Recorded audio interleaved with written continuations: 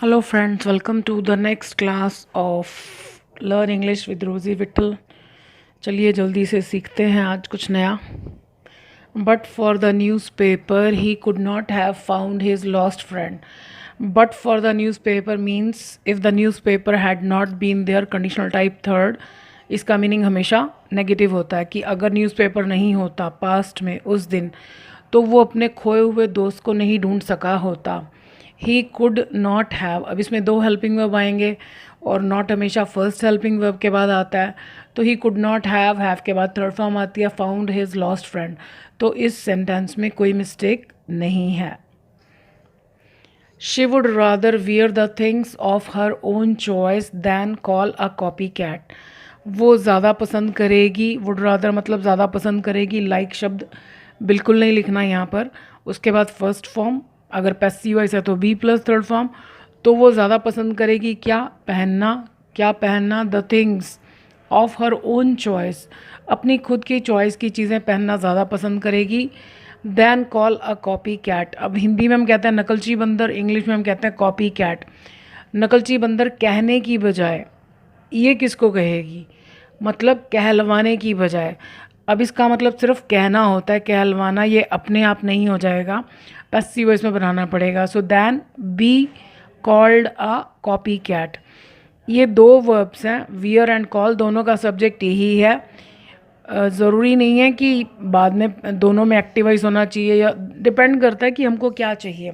अगर हमको यहाँ पैसिव वॉइस बनाना है तो यहाँ बी प्लस थर्ड फॉर्म, और अगर दैन के बाद पैसिव वॉइस चाहिए तो फिर यहाँ पर भी बी प्लस थर्ड फॉर्म। तो इसमें मिस्टेक क्या है कि यहाँ पैसिव वॉइस होना चाहिए, than be called a copy cat. Study hard यानी मेहनत से पढ़ाई करो। जब हम किसी काम के बाद हार्ड लगा देते हैं तो उसका मतलब होता है कि मेहनत से, तो पढ़ाई करो कैसे, बहुत मेहनत से। लेस्ट कि कहीं you will not lag behind. Lag behind का मतलब होता है किसी काम में पीछे रह जाना, तो कहीं तुम पीछे ना रह जाओ। लेस्ट के बाद वाले सेंटेंस में मोडाल्स में से हमेशा शुड आता है और नॉट कभी लिखा नहीं जाता, पर मीनिंग इसका नेगेटिव ही होता है। So lest you should lag behind, कहीं तुम पीछे ना रह जाओ।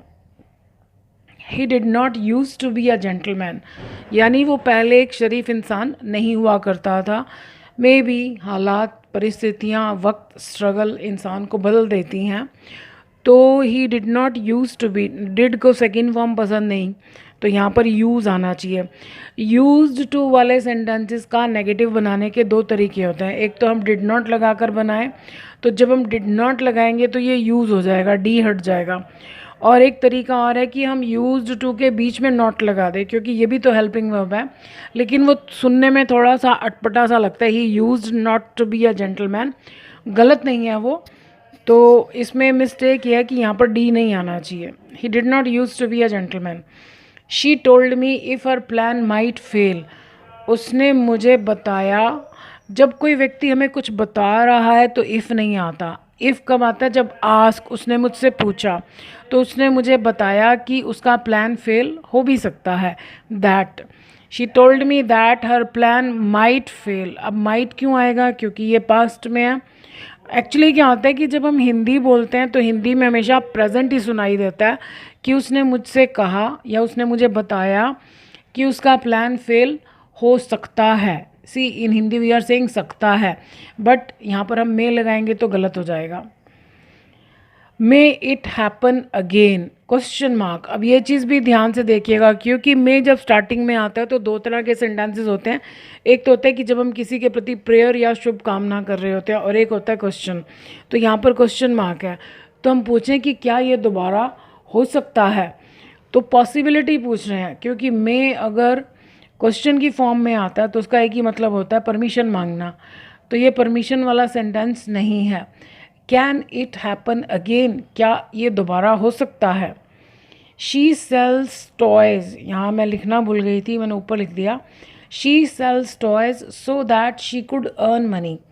अब ये प्रेजेंट में है कि वो खिलौने बेचती है, तो वो प्रेजेंट में बेचती है, तो उसका मकसद भी प्रेजेंट में ही होगा, मकसद पास्ट का नहीं हो सकता।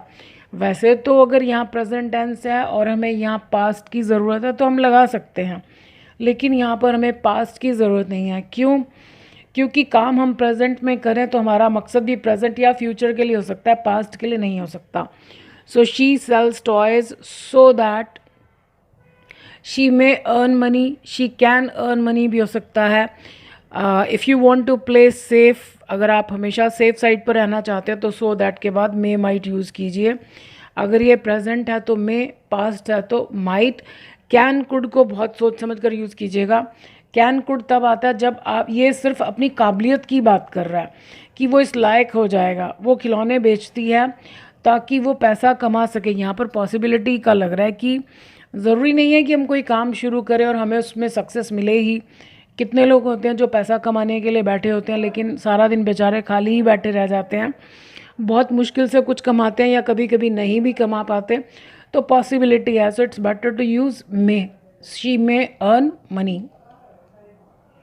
Would that the film had not boring, काश फिल्म बोरिंग नहीं होती। अब इसको करने के दो तरीके हैं, या तो हम यहाँ पर वर लगा दें, would that the film were not boring. वैसे तो क्योंकि हमें टाइम का कुछ हिंट नहीं दिया हुआ तो हम ये मानकर चलते हैं कि अभी की बात हो रही है, तो काश फिल्म बोरिंग ना होती तो यहाँ पर सेकेंड फॉर्म वर। अगर यहाँ हमें पास्ट का क्लू दिया होता, जैसे हम कहते हैं काश लास्ट फिल्म बोरिंग ना होती, तो लास्ट फिल्म मतलब हम देख चुके हैं कोई फिल्म जो बोरिंग थी और अब हम कह रहे हैं कि काश वो बोरिंग ना होती, तो फिर क्या करना होगा, यहाँ पर बीन लगाना होगा। क्यों? क्योंकि अगर हम सिंपल सेंटेंस बनाएं, अगर हम कहें कि फ़िल्म बोरिंग है तो हम कहते हैं द फिल्म इज़ बोरिंग। इसमें वर्ब बोरिंग नहीं है, इज़ है। जब हम सब्जेक्ट के बारे में बताते हैं कि सब्जेक्ट कौन है, क्या है, कैसा है, तो वर्ब क्या होगा, is am are. So is am are की थर्ड फॉर्म बीन होती है। ये सब बी की फॉर्म्स है, इज़ एम आर, वाज और। तो had not been boring. Been मैं आपको एडवाइस करूँगी कि आप तभी लगाइए कि जब आपको यहाँ पर पास्ट का कोई हिंट दिया हो, क्योंकि ये सेंटेंसेस इंडिपेंडेंट हैं। मतलब कोई कंटेक्स्ट नहीं मालूम, हमें कोई सिचुएशन नहीं मालूम, तो हम अपने आप से नहीं मान सकते कि ये पास्ट की बात है।